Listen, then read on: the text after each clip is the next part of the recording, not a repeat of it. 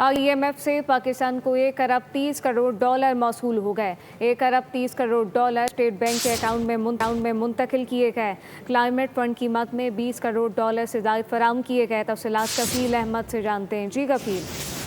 देखिए, पाकिस्तानी इकॉनमी के लिए एक मस्बत खबर ये है कि IMF की जानिब से जो है वो पाकिस्तान को APEC और RSF की प्रोग्राम के तहत $1.3 अरब की जो रकम है वो मौसूल हो गई है और स्टेट बैंक ऑफ पाकिस्तान ने इस बात की तस्दीक की। IMF एग्जीक्यूटिव बोर्ड ने पाकिस्तान के लिए 760 मिलियन SRDC की मंजूरी जो है वो दे दी है।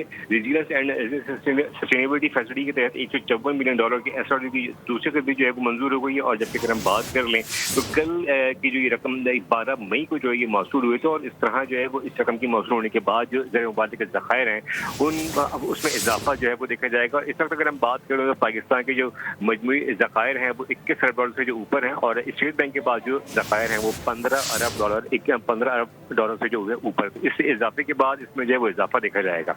जी कफील अहमद अपडेट कर रहे थे, आपका शुक्रिया। सब्सक्राइब करें और बेल दबाएं ताकि कोई खबर रह न जाए।